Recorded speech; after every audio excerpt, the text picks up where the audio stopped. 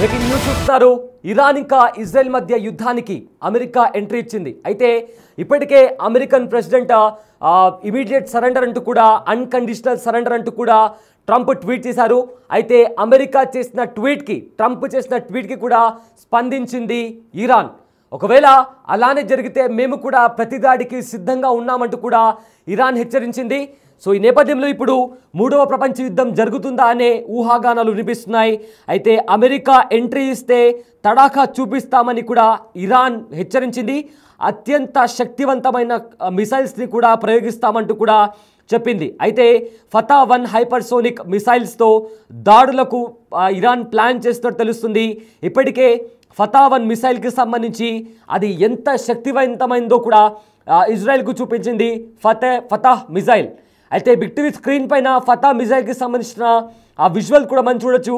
అది ఎంత శక్తివంతమైంది, తన ఆ మిసైల్కి సంబంధించిన రేంజ్ ఏంటి, ఎన్ని కిలోమీటర్ల వరకు వెళ్తుంది, ఏ రకమైన దాడులు, ఎలాంటి విధ్వంసం, ఎలాంటి భయంకరమైన విధ్వంసానికి ఇది చేయగలదు, దానికి సంబంధించి కూడా కంప్లీట్ డీటెయిల్స్ని కూడా ఇరాన్ విడుదల చేసింది. ఫతా అనేది కూడా ఒక శక్తివంతమైన హైపర్ సోనిక్ మిసైల్ ఇది.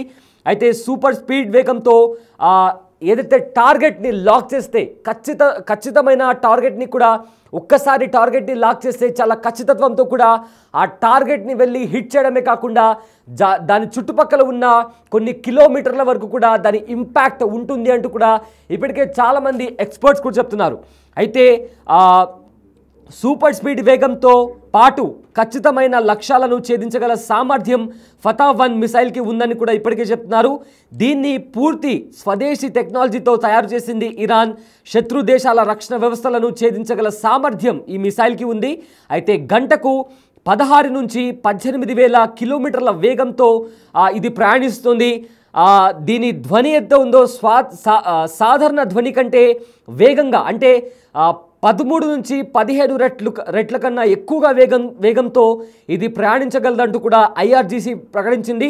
ఇరాన్ నుంచి ఇజ్రాయెల్ రాజధాని టెల్ అవీవ్ వరకు కేవలం 400 సెకండ్లలో చేరుతుందంటూ కూడా ఇరాన్ అధికారులు చెప్పారు. అంటే కేవలం ఇరాన్ నుంచి ఇజ్రాయెల్ రాజధాని టెల్ అవీవ్ ఏదైతే ఉందో అక్కడి వరకు కూడా 6 నుంచి 7 నిమిషాల వేగంతో ఇజ్రాయెల్పై దాడి చేయగల శక్తివంతమైన మిసైల్ ఫతేహ్ మిసైల్. అయితే కేవలం ఇజ్రాయెల్పై మాత్రమే కాకుండా సౌదీ అరేబియా లక్ష్యాలను కూడా ఛేదించగల సామర్థ్యం దీనికి ఉందంటూ కూడా చెప్తున్నారు. అండ్ ఆల్సో హైపర్సోనిక్ డార్జ్ అమర్చడం వల్ల ఎలాంటి వాతావరణంలోనైనా తట్టుకోగల శక్తి ఫతా-1కి ఉందని కూడా చెప్తున్నారు. ఇందులో శత్రు దేశాల దాడులను తప్పించుకునే టెక్నాలజీని కూడా అమర్చారు. అయితే సాంకేతికతను కూడా చాలా హై ఎండ్ టెక్నాలజీ వాడి ఈ మిసైల్ని కూడా తయారు చేసినట్టు ఇప్పటికే కొంతమంది ఎక్స్పర్ట్స్ చెప్తున్నారు. అయితే ఇదే నేపథ్యంలోనే ఇజ్రాయెల్తో కలిసి ఇరాన్పై అమెరికా దాడులకు ప్లాన్ చేసింది. అంటే వాళ్ళ దగ్గర ఉన్న మిసైల్ వాళ్ళు ప్రయోగిస్తారు, ఏదైతే హైపర్సోనిక్ మిసైల్ ఉందో ఆ మిసైల్ను ప్రయోగిస్తారు అని ఇరాన్ చెప్పిన నేపథ్యంలో ఇజ్రాయెల్తో కలిసి ఇరాన్ పైన అమెరికా కూడా దాడులకు ప్లాన్ చేస్తుంది. సో ఇప్పటికే ఇంటెలిజెన్స్ రిపోర్ట్లను కూడా అమెరికా పరిశీలించింది. 40,000 బలగాలను కూడా అమెరికా సిద్ధంగా అక్కడ బార్డర్ దగ్గర కూడా మోహరించింది. ఇక ఇరాన్ బంకర్లపై దాడికి అమెరికా ప్రణాళికలు రచిస్తోంది. 20 అడుగుల పొడవు 30,000 పౌండ్ల బరువుతో అమెరికా అత్యంత శక్తివైన బంకర్ బాంబర్లను కూడా ఏర్పాటు చేసింది. ఇప్పటికే 200 అడుగుల భూగర్భంలోకి చుచ్చుకుపోయే సామర్థ్యం ఆ బాంబర్లకు ఉంది. అదేవిధంగా నేషనల్ సపోర్ట్ యాక్టివిటీ బెహ్రెయిన్లో కూడా భారీగా నేవీ నౌకలు కూడా అక్కడ మోహరించారు. 4 మైన్ కౌంటర్ మేజర్ నౌకలతో పాటు స్పెషల్ ఆపరేషన్ సపోర్ట్ షిప్లను కూడా మోహరించింది అమెరికా. యూరోప్ సాగర తీరంలో కూడా ఆ నౌకలను కూడా ఇప్పటికే భద్రపరిచినట్లు ఇప్పటికే మనకు సమాచారం అందుతుంది. సో ఏదైతే ఇజ్రాయెల్ ఇంకా ఇరాన్ మధ్య యుద్ధం జరుగుతుందో అది కాస్త ఇప్పుడు అమెరికా వరకు వెళ్ళింది. అయితే ఇప్పటికే పరస్పరంగా అమెరికా ఇంకా ఇరాన్ ఒకరిపైన ఒకరు తీవ్ర విమర్శలు చేసుకున్నాయి. ఇరాన్ పైన అమెరికా ఒకవేళ మీరు అమెరికా పైన దాడికి ప్లాన్ చేసినా, దాడి చేయడానికి దుస్సాహసం చేసినా కూడా చరిత్రలో కని విని ఎరుగని రీతిలో ఇరాన్ పైన విరుచుకుపడతాం, ఇరాన్ను ధ్వంసం చేస్తాం. అసలు ఈ భూమి మీద ఇరాన్ ఉందా అనే డౌట్ వచ్చేంత వరకు కూడా ఇరాన్ పైన దాడులకు దిగుతామంటూ కూడా అమెరికా హెచ్చరించింది. కానీ ఇరాన్ మాత్రం అలాంటి హెచ్చరికలకు, అలాంటి బెదిరింపులకు భయపడకుండా ఇరాన్ కూడా అదే రీతిలో హెచ్చరించింది.